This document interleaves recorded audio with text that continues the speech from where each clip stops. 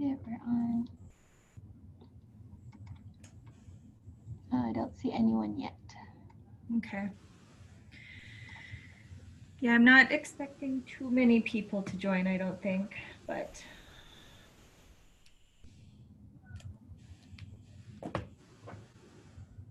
Hopefully, at least the 5 that registered initially.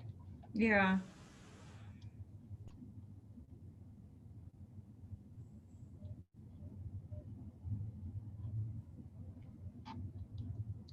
So I'll just go ahead and mute myself and wait. Okay.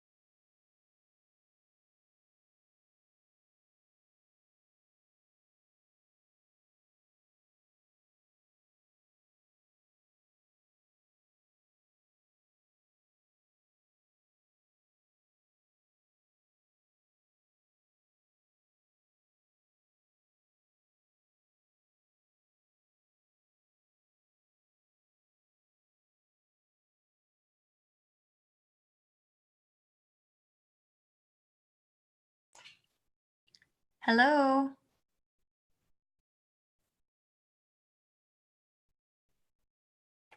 Can you hear me? Yeah. Hi, Leanne. Oh, good. Hey. Okay, I guess I'm on. Yeah. Good deal. So far, it's just you, me, and our moderator from Mountain Pacific. Oh, okay. So still hoping we'll get some additional attendees, but I just text Caitlin that I said, I think I'm jinxed. Our last work group call that we had, no one ended up joining, and we kind of wonder if it's not because when it gets sent out, it's through Constant Contact. So it's kind of a generic email that gets sent out to the attendees. And I kind of wonder if Oh, most probably don't even pay attention to it and delete it. So we were thinking we should probably just start sending out personal emails out. yeah, I think so. Yeah, let's see how it turns out today. And then I think we'll have to do that. I have a feeling that's probably what's happening. Okay. Yeah, I'm more than happy to do that for sure. Okay. So we'll probably wait until I would say quarter after. And if nobody else Okay. joins, then I guess we'll just kind of send out maybe a brief email with some bullet points. Okay. So if there's Yeah, so hey, tell me. Go ahead. oh no, I was just gonna say, so if there's anything specific you wanted, I can send it out for us. Okay. What were you gonna say? Oh, I was going to ask you how Rocky Boy went. It went very good. It went very good. I haven't even counted the total number, but there was, I want to say close to 40 in the training. Wow. Yeah, it was really, really great, really good interaction, really great questions and discussion. And then we had the executive leadership debriefing, and that was really, really good as well. So the next steps was just to kind of identify a time, and I'm going to work with one of their leadership team, one of the supervisors, the pharmacist, and we're going to come up with a date and a time to do additional staff training. Oh, okay. So, Was and there any like tribal health or community health people, or was it mostly clinical? no, there was some tribal health there, I believe. I have to, like I said, I have to look at the roster and see where everybody is from. I didn't go around the room just because we didn't get started until about quarter after, and I was worried I was going to run out of time. But I wish I would have now, just to kind of get a name and a face with each kind of respective department and such. Yeah. So how long was your presentation? It was about 2 hours long, but we did, Okay. yeah, we did take time though to do those activities to kind of read through the case studies with remember Reggie and Sherry, Yeah. and we got Oh, into, good. yeah, they really liked that. So it went very well. And then Wednesday I did it the third and final trauma informed care training with the rest of the staff that weren't able to attend the previous two. So, and that went well Oh, okay. yep. And then of So course, you did training for 2 days? yeah, my brain was a Oh, little okay. bit mushy when I was on my way home from Billings on Wednesday. I got home and I was just kind of like zoned out for a little bit. Gosh, I guess we therapy is- haven't touched base. That What's somehow I don't. We haven't touched base, I guess, because I didn't even realize we had a training scheduled for Rocky Boy. Oh, I know. It's so hectic and schedules, and And we just had our internal Mountain Pacific meeting this morning, and we were talking about how we're excited for the holidays, but at the same time, we're like, oh, it's so hard to try and get, because there's a lot of work that kind of needs to be put on the back burner because it's the holidays and family gatherings and things like that. So kind of puts a Yeah. halt on a lot of stuff, but we'll be there, not next week, obviously next week's Thanksgiving, but the following week at area office. So looks like we had somebody join in.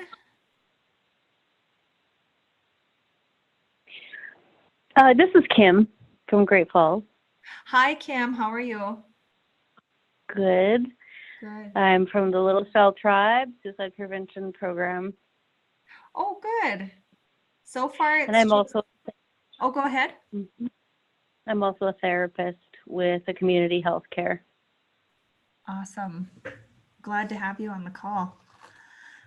So far, it's just myself, Alana from Mountain Pacific, and then Leanne Brewstead from area office and you. And then we have our moderator from Mountain Pacific as well on the call. So we're just going to wait a few more minutes and see who else joins the call. And if you guys wanted to talk about anything, we can definitely use this time to do so, or else we can just reschedule and hopefully get more attendees the next time. Hey, Kim, this is Leanne. How are you? Hi, I am good. Lots of changes and lots of stuff going on for me, but generally just really happy and blessed, grateful. Oh, good. Good to hear. Yeah, I heard that you're in Billings right now. Yeah, I came back to Billings about a year ago. I left the urban facility last summer. So I've been at area office now for a year. I can't believe it. It went by really quick. Mhm. Yeah. Well, how's that going? What have you been up to? So my title is Public Health Advisor, and I oversee the urban contracts. And also now I've been given the CHR programs to monitor, and then implementing the trauma-informed care model into our systems. That's so wonderful. I know that one of the reasons that I'm even in contact with these people is because you talked me into going down to that CRIM training, and I loved it so much, and I wanted to be a part of this whole movement. So I went down to California. I tried to find somebody to come up here to do it, but everybody's so busy. So then I just ended up going down and getting trained myself with Ashley Haley, who's our tobacco prevention coordinator. And then I wrote a grant for Montana Healthcare Foundation, and that's Tressie connected me with Caitlin. And that's how come I'm coming full circle here, Leanne. And I'm and so glad to hear that. Yay! So awesome. Well, Awesome. I don't know that you're doing the CRIM stuff now, but I'm excited to hear what you're doing. Well, yeah, that's kind of the partner of the trauma piece, but we've been really focused on that. So I'm trying to bring CRIM around, and I actually have the CRIM trainer from Arlee, Dana Eisenberg. She will be doing a training for us with the BIA law enforcement in January. And then after visiting with her, yes, I'm so excited. And I really need more trainers like you. So we're wanting to probably next step is to do a CRIM training, train the trainer here in Montana and bring a trainer out here. Well, Eagle Mount in Bozeman, Bonnie Sachatella Sawyer? Yes, I do. I've been presenting some of the CRIM stuff to her Story Makers gathering, and I think I think I did it for something. Anyway, she knows that I just went for this training, and she has a group of people in Bozeman who run Eagle Mount. They work for Eagle Mount, which is like a horse-centered sort of activities place for kids, maybe even kids and families that are disabled.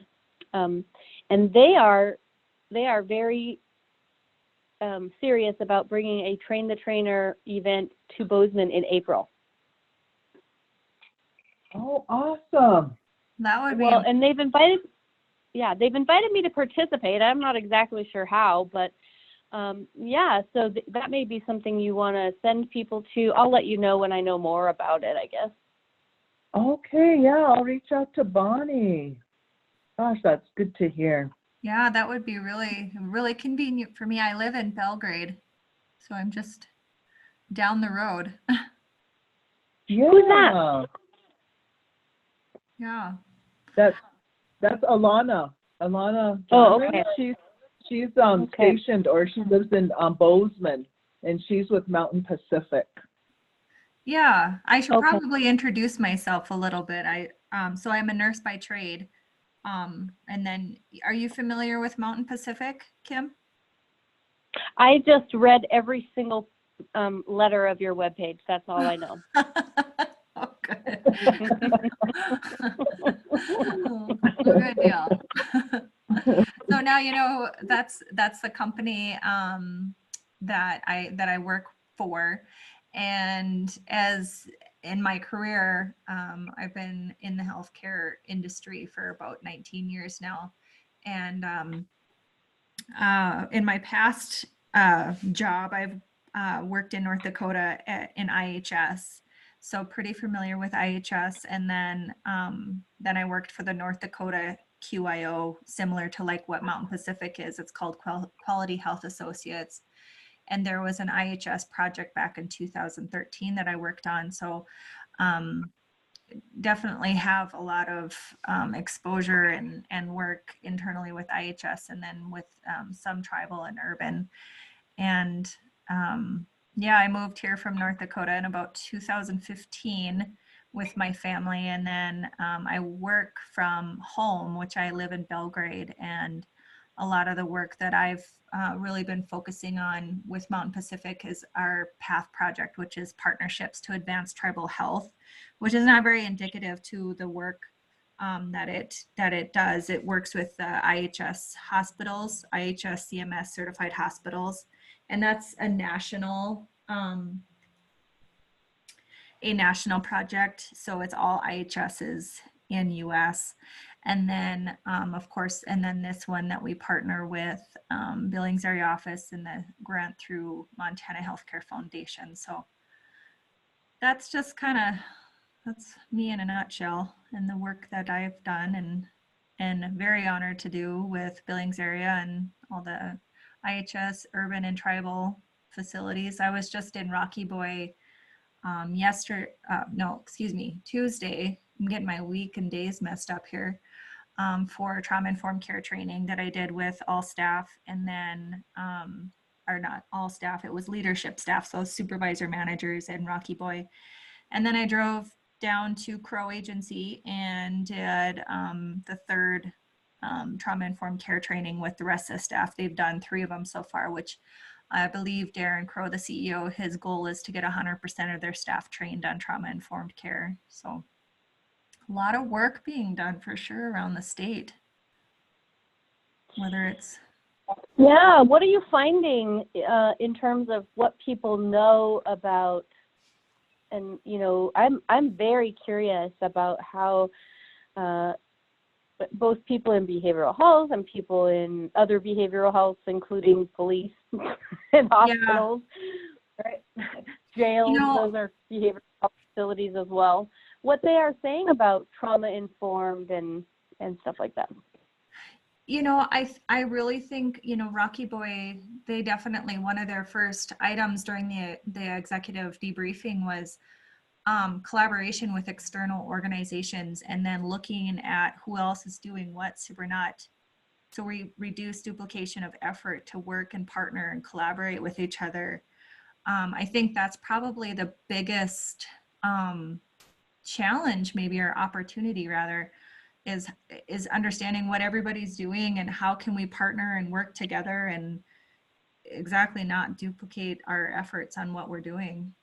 So that's what I'm seeing, but definitely there's a lot of focus on trauma-informed care, and I don't even, it's not just you know, in Indian country, it's kind of all over. My daughter, she's in 6th grade, and she goes to the Belgrade school, and she came home with these papers, and it was talking all, you know, it was terminology from trauma-informed care, and I was super impressed that it's in school systems too, you know.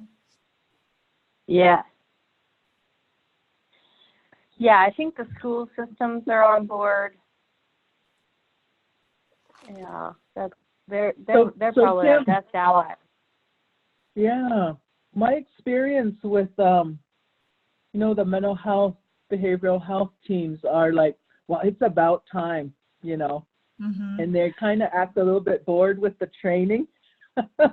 Like, yeah, I already know all this, you know, and then I'm thinking that some are a little resistant to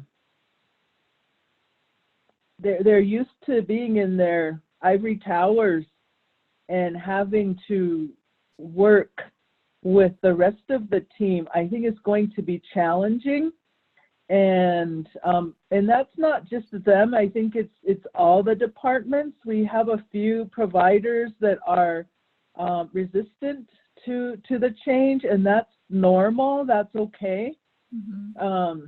Eventually, I think it'll, you know, the more and more people, the staff and support staff that understand the huge, I don't know, how do you say that? The impact on people, that I think, you know, we just started planting a seed, so it's just kind of taking root. Yeah. And it's exciting to see, but of course you're going to have those that are resistant to it, and I'm prepared for them, in just that I expect it. I guess I just expect it, and either they'll move on to another organization, or they will begin to work with each other. Yes, that's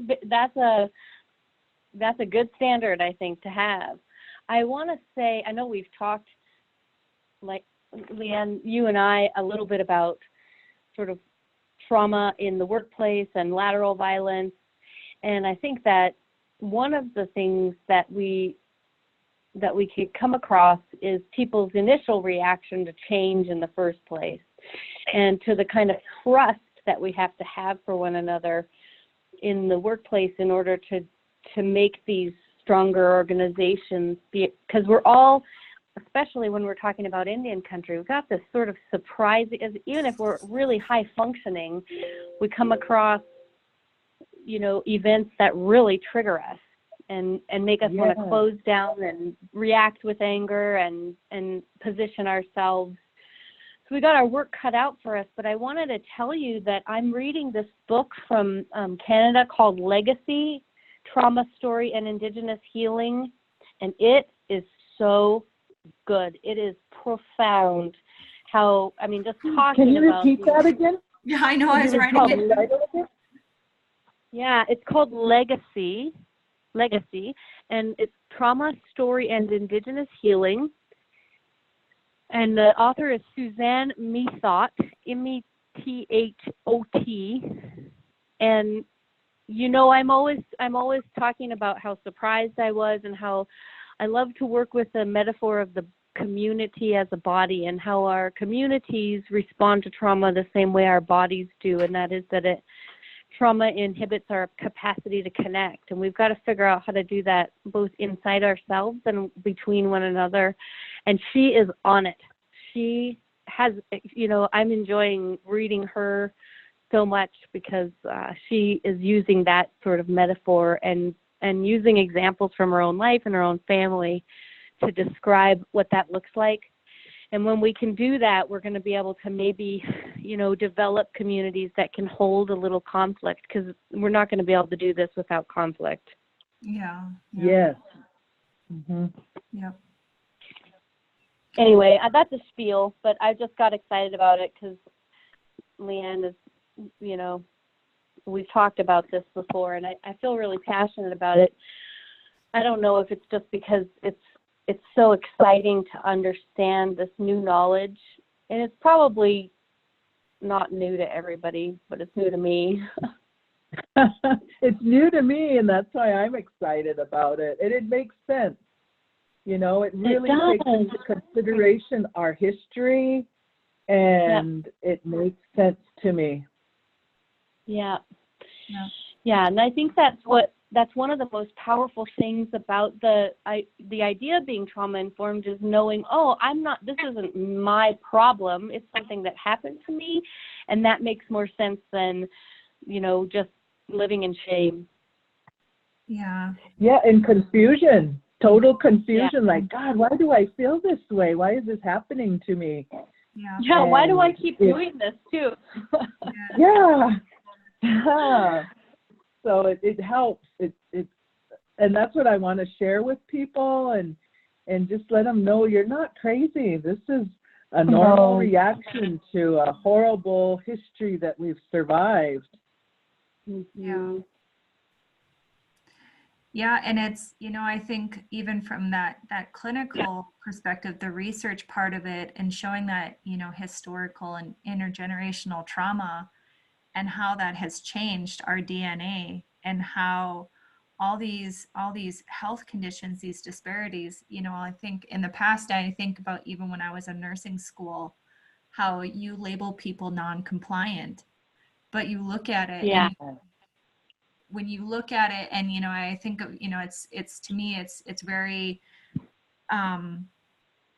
literal, like you almost feel like you have to put on a lens, like a trauma-informed lens, to look at something a little bit differently, because in healthcare alone, I understand the conflict and the pushback from providers and from communities that this is just another thing we have to worry about, but really this is kind of the foundational effort, that if you want to make the change and you want to see the solution, this is where you have to start, and you have to be awakened to see this has happened, this is happening to people, and it's not that they're bad people, it's not that they're put in this stereotype of a person, this is what happened to them. So I so appreciate your passion, Kim. Yes, thank you. And I think a lot of resistance, and this is not good, bad, or indifferent, comes because people do not want to do their own work. They don't want to recognize that they are triggered in situations, and that they're going to have to figure out how to remain open and do their, just keep one step ahead. Sometimes we just are only one step ahead of the people we're in with. As long as we keep the door open, the door will stay open. Yeah. I don't know if that makes sense, but the connection. Yeah, it totally makes sense. I was one of those people. Yeah. And you bring up totally resistant. Yeah. And I can so that's why I love sharing. Sorry, go ahead. Oh, sorry. I think we all can be that way. All of us have edges where we're just like, whoa, that's the limit. I haven't grown past that yet. I need somebody bigger, stronger, more kind than I am to help me. And that's why we need each other. And I think that's what the power of the CRIM training is that it really has the potential to prove that to us. Mm-hmm. It's that nervous system and rewiring our thoughts and our responses, and understanding that. I think that's what I love about CRIM. Yeah. Yeah. And I know that, kind of play that devil's advocate, why there's resistance. And I see that because I think I don't want to give somebody an excuse to say, I don't have to be accountable for my actions because I was traumatized. But that's why when I think of trauma-informed care, I also think of, the culture of safety and a just culture perspective, and that accountability piece where, I understand we have these deficits and these, it's a national or a natural human response to be angry or to react, but we have to understand that we are still accountable for our actions, and that using a just culture thought process in keeping accountability still at the forefront. Yeah. That's that hardest part. I Mhm. think I was Yeah. able to deal with that personally through understanding codependency. As I learned more about codependency, I saw myself in the definition. Yeah. And that was a hard pill to swallow, and to take accountability. That was hard. But once I did, honestly, it set me free. But it's just going through that process of awareness and then taking that accountability right in there is probably the hardest step to take for most people. Yeah. Yep. Because they're moving through a lot of shame. Yeah. Mm-hmm. Because the accountability and the shame, you know, you have to, I think you have to move through the shame sometimes to get to the accountability part. Yeah. And there's so many It's not- emotions, you know, Yeah. a lot of emotions that people, you know, when you're traumatized, and, you know, and I look at my ACE score, I think, okay, well, that, it kind of gives me a reason why sometimes I am hesitant to go through something, because that emotion scares me. Yeah, that's Yep. very true. Mm-hmm. In my Mhm. experience in mental health and personal development, I did a lot of personal development work before I went into mental health, and with, you know, groups of people who are moving through this kind of stuff. And one of the thoughts that is very common for people is that if they allow themselves to feel their feelings, they will die from it. Mm-hmm. That is really, people are really thinking like, oh boy, I've been through so much. If I start this, and if I open this can of worms, it's going to kill me. Yeah. Yep. Yeah. So that, like, learning to have feelings and regulate and feel safe while your feelings are coming out is the next step, I think, with the Yeah. trauma-informed, knowing that that's what, you know, trauma-informed means. Yep, you need to be aware that people are sitting on this because of what they've been through. Yep. And that brings me to a good point too. That's, you know, you asked earlier, what am I hearing? What am I seeing? And we've definitely done the introduction of what is trauma-informed care. But then there's that other piece where we just in general throughout our society, we have that mental health professional shortage of staff, where we don't have enough social workers. We don't have enough behavioral health specialists to help Yeah. with the self-care, and to help with, like, you know, our staff are dealing with a lot of trauma themselves, and then they hear a patient or a client talk about trauma, and it's kind of re-traumatizing them. So that self-care, and I know we've talked about mindfulness techniques and things like that, but I wish we had more access and resources to help people with that. So that's the approach where I have that category of community healing.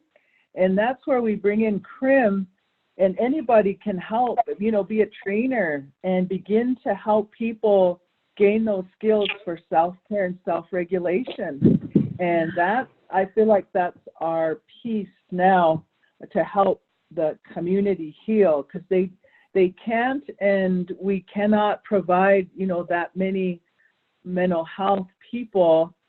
And actually the healing really has to come from the community. Mhm. And so we just need to provide those tools for the community. Yeah. Yeah, so CRIM is mostly mindfulness. It is because mindfulness is a whole new language. It's and building into internal experiences and describing what's happening on the inside is not something people are used to or know how to do. And so CRIM is that mindfulness and that creating safe spaces inside for allowing emotions to come through. And Leanne is just right. This model is great because it's affordable and accessible. So when I went to the training, even though, you know, I will say that I had some difficulties with the trainer in terms of her own Yeah, that was it was a bit much for me with her, but she's crazy. No, I didn't mean to say that. I'm crazy. I got seriously triggered in that training, but it's okay. Oh, that's good. You took accountability. Good job. Well, I did, and I took accountability right there and then, but it didn't help. So that's why I'm a little put off by the trainer, but I think she's probably in burnout. I think she probably was feeling tired. But at any rate, that's my personal note. But I'm still behind the CRIM model because I think that she told us, you know, you take this and you make it yours and take it into your communities and adapt it to the people and the metaphors and the stories and the traditions that you have there. You can have it. Yeah. Yep, that's what I like about CRIM. I like that. And I think Kathy Littleleaf has done that. She's developed some kind of Wellbriety sort of merge with CRIM. Yes, when she was my employee in Missoula, I sent her to the training. And I also sent her to White Bison training. And Debbie Russell also has a similar trainings too. So we just need to bring it here and get more people in that training. So we're fortunate we have a few people understanding it. Yeah. Yes. It'll be nice to get these offerings out and start getting this. So Alana, I'm thinking that maybe there's two things that we could put in our notes for today is probably the community. How do we'd like to start kind of the movement for the community healing and utilizing the CRIM and train the trainer and bring that here by spring or summer. And the other one is then also providing the clinics with their integrated behavioral health model into the flow of care into the clinic. So I think we'll need to work on those two things, at least start getting the ball rolling with both of those. What are your thoughts? No, that's exactly, I'll just kind of sift through work group, workforce, leadership. So when I looked, is there a specific CRIM model or integrated behavioral health model, Leanne, that you were looking at? No, I don't. But I remember Great Falls was utilizing a model, and they were really working together well. I just assumed it was one model. I guess there's more than one integrated behavioral health model out there. Well, there's definitely different versions, I think. I have to admit, I haven't done too much. I haven't delved too deep into what the different models are, but this one here, it goes through, it's like a quick start guide. Are you guys on the phone only? Can you see my screen? I'm only on the phone. Okay. So it's through SAMHSA and National Council for Behavioral Health.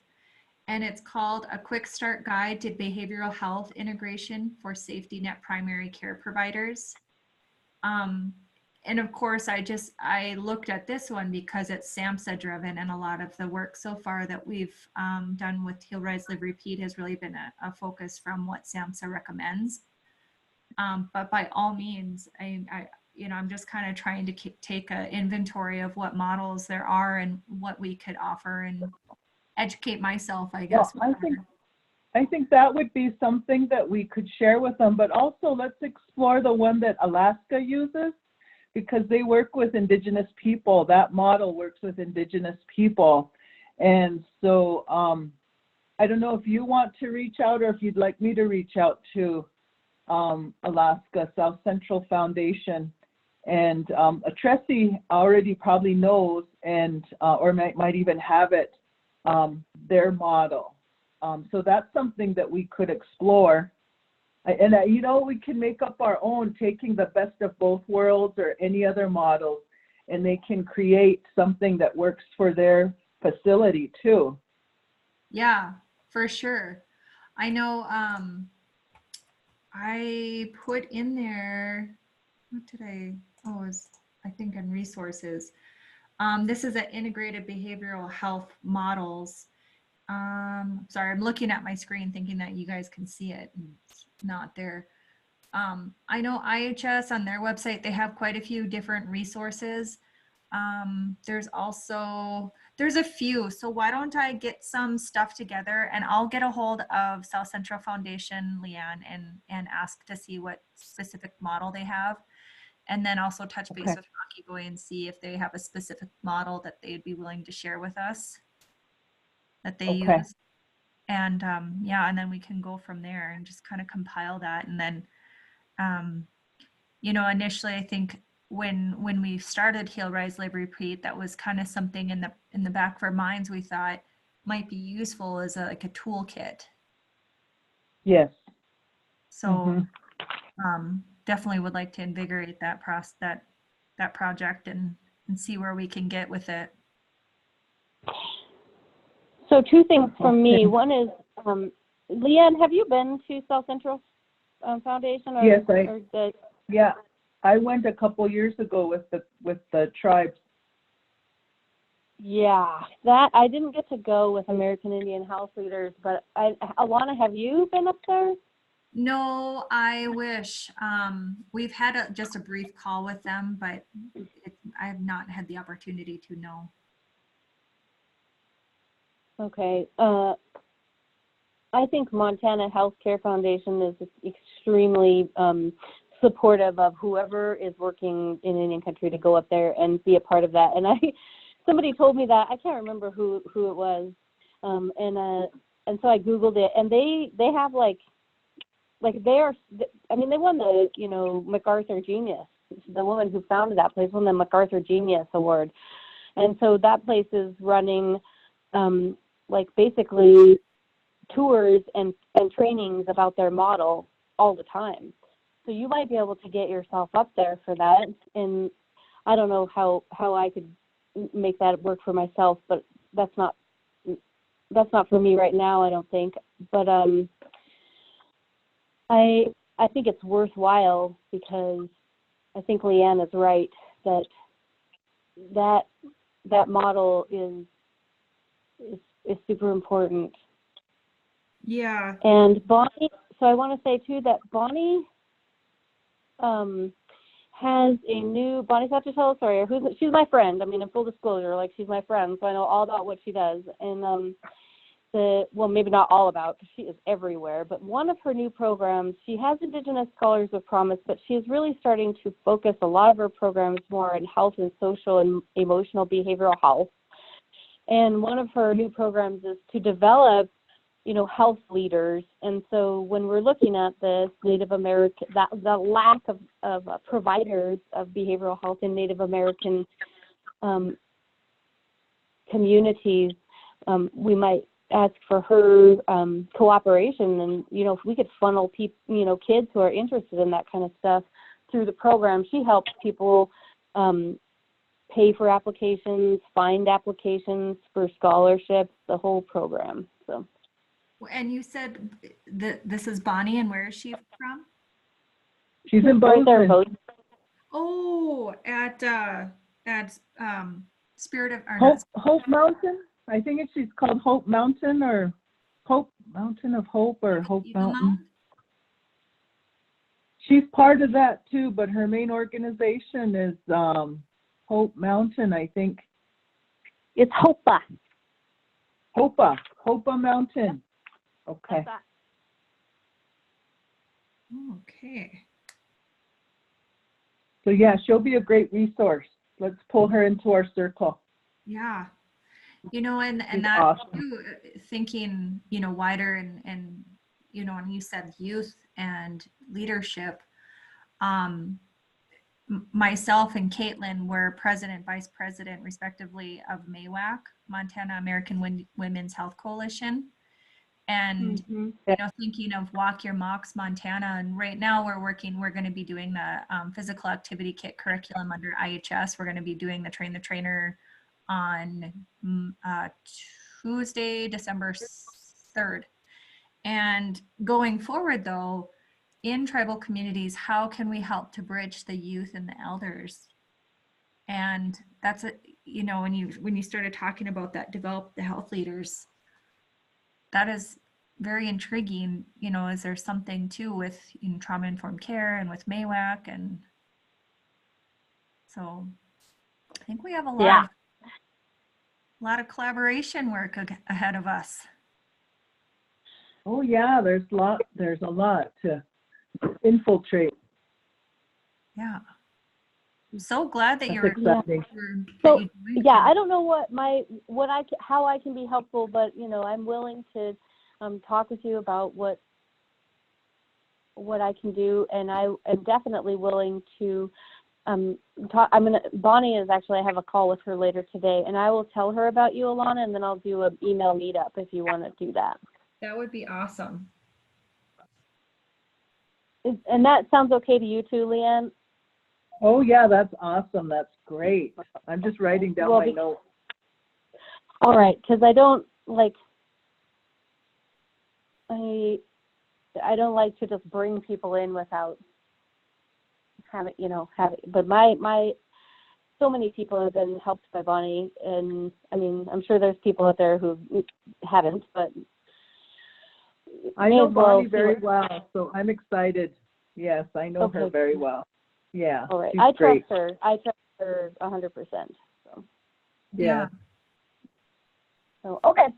Well, I appreciate this call. This was fun. I love to talk to Leanne. Yeah, there was a reason for you to be on the call, and that's what this is all about, And I think as far as you can join our calls, I think we're every other week, right, Alana? Well, we're right now we're just monthly, every month, the third Thursday of the month from 2 to 3. Yeah, so I'll do my best. Participation, we're gonna make some calls and identify some people. You know what? I think we shouldn't even try to have a call in December. It's just too crazy and holidays. Let's just plan to have one in January, and we'll go ahead and set the date and time. And then I think I'm going to talk to each of the service unit directors and specify at least one person who will be on that call and send that personal email to them and a reminder. Okay. Well, right now, oh, sorry, go ahead. Well, I was just going to say this, statewide work is really, it's slow, and I am experiencing the same with the Montana Native Women's Coalition, where we say, okay, everybody, we need the board to meet, and this is the board training, and only 3 of them show up, and we're like, everybody's complaining they don't know what to do as a board, but they can't show up for the meeting. So we're just being patient and trying to make those personal contacts. And I think you're just right, Leanne, just to give them the personal email, maybe get them a personal phone call and say, hey, are you coming on the call tomorrow? Because boy, it's hard rounding people up. That helps me because I'm really forgetful. I got a lot on my plate, and at least that morning of or the day before really helps. It's like, oh yeah, okay. Yes. Yep. So, and hey, I might be down in Billings. I'll look you up when I come down there for that Montana Native Women's Coalition board. Oh, that'll be awesome. Yeah, we'll have lunch or dinner or something. Okay. Okay. Well, thanks for getting on the call. I really appreciate it. Yes. You bet. I'm glad to meet with you all. Yeah. So Alana, is that good? Are we okay? Yeah. Yep. No, we're good. And I guess as it stands, I initially had that reoccurring call to occur on December 19th at 2. So I'd still like to be able to offer that though, just to the service units. I can just send out an email and to the contacts that I have and not use constant contact, and just let them know if they want to touch base before the end of the year and if there's any updates or questions or anything like that. And then then also kind of make that plan for January and let them know when the January call will take place. Okay, sounds good. So that's December 19th at 2 o'clock? Yep. Okay. Very good. Very good. Okay, well, I guess we'll go ahead and end our call here. All right. Well, thank you, you guys. I really do appreciate it. I appreciate you guys. Yeah, thank you. Okay, have a good day. Bye-bye. You too. Bye. Bye-bye.